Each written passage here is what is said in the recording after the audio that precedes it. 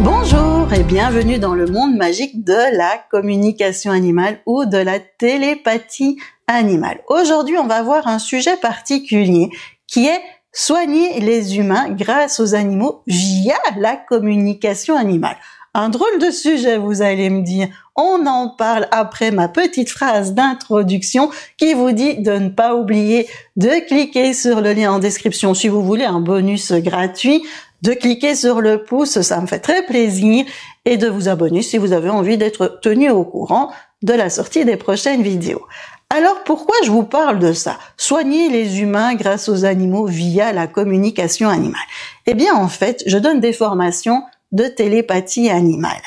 Et une stagiaire est venue vers moi parce qu'elle avait un problème avec ma formation. Et vous allez comprendre le pourquoi. Parce que là, cette stagiaire suit la formation pour aider les humains via leurs animaux. Donc elle compte en fait se mettre en connexion avec les animaux, recevoir des informations sur leur humain et aider l'humain à aller mieux. C'est tout un fonctionnement. Mais en fait, c'est quoi la communication animale ou la télépathie animale? Eh bien, c'est un échange d'informations entre un humain et un animal. Là, on est bon, sans utiliser les 5 sens, sans le regarder, sans le toucher, sans lui parler. Ok, là, mais l'objectif de cela, c'est de quoi? C'est d'apporter un mieux-être à l'animal. Et en apportant un mieux-être à l'animal, on permet une relation harmonieuse entre l'humain et l'animal. Ce n'est pas utiliser l'animal pour apporter un mieux-être à l'humain. On est dans l'inverse, là. Vous voyez la différence? Et là, ça pose problème parce que ma stagiaire, elle est perturbée parce qu'elle veut aider l'humain en utilisant l'animal. Ce n'est plus de la communication animale, ça. Ça, c'est de la médiation animale ou de la zoothérapie, comme l'équicoaching, comme l'hypothérapie. L'hypothérapie, on utilise le cheval pour apporter un mieux-être à l'humain.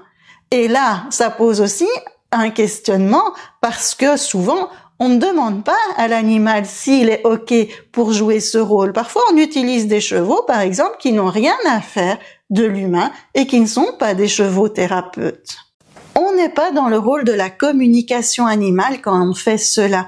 La communication animale, elle n'est pas là pour aller chercher des informations chez l'animal. Si on veut aider les humains, aidons-les d'une certaine manière. Alors oui, quand on fait de l'hypothérapie, c'est vrai qu'on peut demander au cheval ce qu'il a envie de faire avec l'humain pour aider l'humain. Mais on ne demande pas au cheval des informations sur l'humain, parce que là, on va rentrer dans des choses qui ne sont plus du tout éthiques. Il faut bien faire attention à l'éthique. J'ai pas besoin, moi, d'avoir des informations sur un humain si je n'ai pas le droit d'avoir ces informations-là. Je suis pas là pour avoir des infos et avoir un ego qui grandit. Il faut bien faire attention et bien rester à sa place. On utilise la communication animale ou la télépathie animale pour apporter un mieux-être à l'animal, ce qui va permettre d'avoir une belle relation entre l'humain et l'animal. Il faut rester dans un cadre bien éthique. Bien, je vous laisse vivre de merveilleux moments avec vos animaux de façon éthique et on se retrouve bientôt dans une prochaine vidéo.